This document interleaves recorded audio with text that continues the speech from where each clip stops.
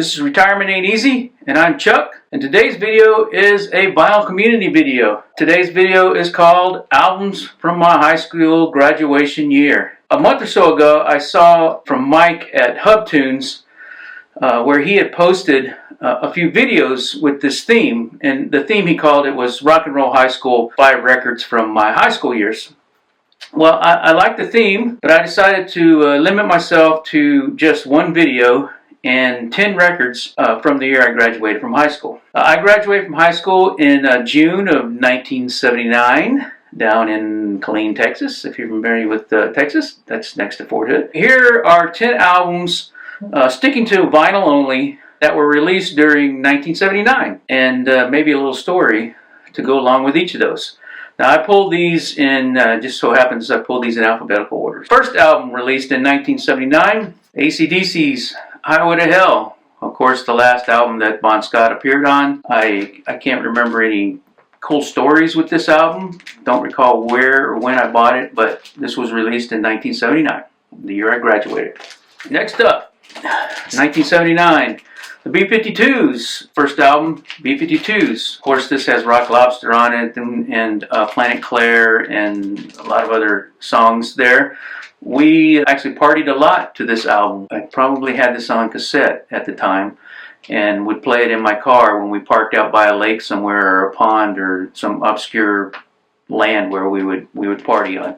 Number 3, Billy Thorpe, Children of the Sun. Now I do remember I bought this the summer of 1979. I'd already graduated, but the summer of 1979 when I was working at a church resort camp down in the hill country of Texas here called Mo Ranch. And we would drive in, it's about an hour, 15 minutes from San Antonio, west of San Antonio. And we would drive into San Antonio on our days off and replenish our alcohol supply, for instance, or what else. And I would always go into the record store there, and I found this record, and I believe I had heard the song Children of the Sun on the radio before. So purchased this album in San Antonio, summer of 1979, probably right after it came out. Number 4, The Knack. Everyone remembers The Knack.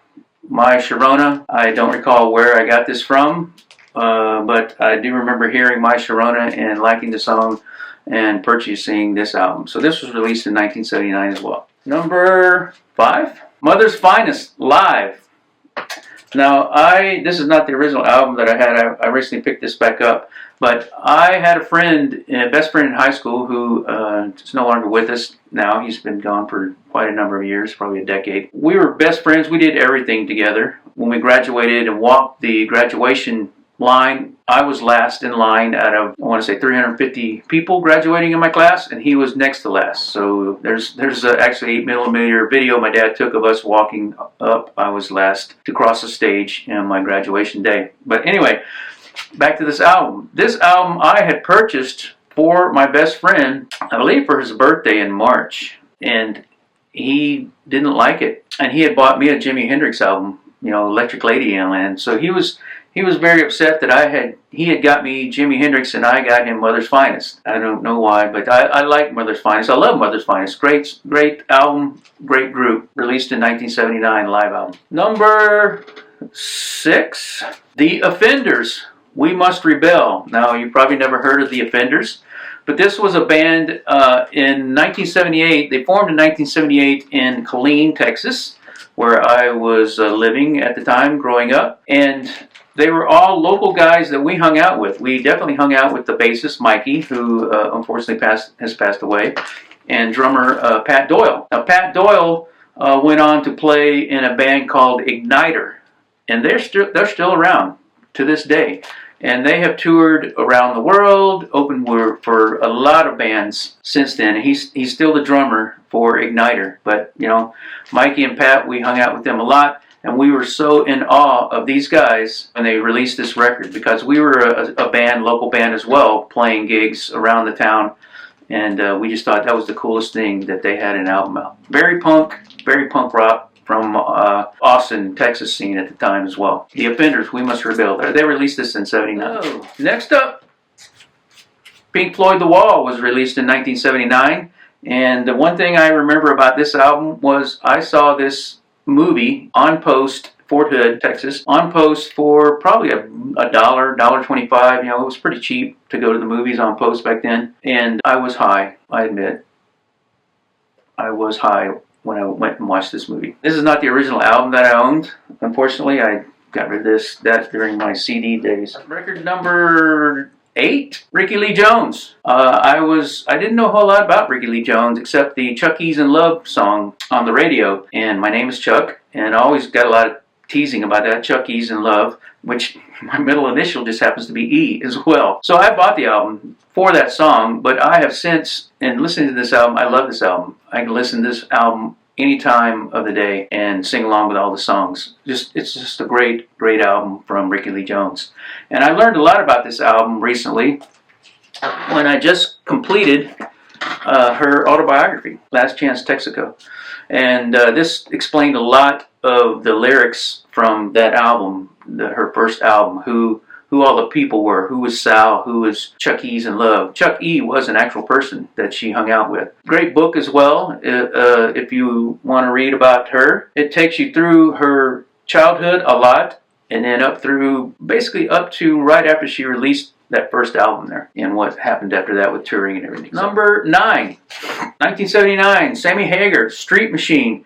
I listened to this album a lot, constantly. I mean, a lot. The songs on here are great. I mean, there's Trans Am, Feels Like Love, Growing Pains, and then Wounded in Love, which was written with his wife at the time. Great album, great songs. Again, one of those, like the Ricky Lee Jones, I could listen to this a lot, anytime. Sammy Hagar, Street Machine. Finally, and I could have mentioned a whole lot more. I mean, Cheap Trick at Budokan came out. Devo's Duty Now for the Future came out. Another one of those that we kind of jumped around out in a field somewhere. Judas Priest, Unleashed in the East. Led Zeppelin's In Through the Outdoor. Pat Travers, Go For What You Know. I mean, I have all this in vinyl. Queen, Live Killers was excellent live album as well. Oh, and one of my favorites as well, April Wine's Harder and Faster. I could have thrown any of those up there, but I decided to throw Scorpions, Love Drive. Love the cover. You gotta love the cover, right? This is the original cover, by the way. You gotta love the cover, and the back is a little better. I better cover up a little bit here as well, so I don't even get in trouble. But Scorpions, Love Drive, and again, this is another album that I listen to constantly. And it seems like whenever I bought an album, I put it on, and it just stayed in rotation constantly until I learned. And so that's 10 records, 10 albums, 10 vinyl that I own from my graduation year, 1979. If you like this theme, go give Mike at Hub Tunes a shout. And, do it too. When did you graduate? I know with Mike, he did 4 years worth. He did from 1980 to 1984, I think, or 85. Again, check him out at Hub Tunes. And if you like this, like what you hear, I got more coming. This is Retirement Ain't Easy, and I'm Chuck. Thanks. Peace. Oh, wait. Somebody wants to say hello. Say hello, Molly. Peace.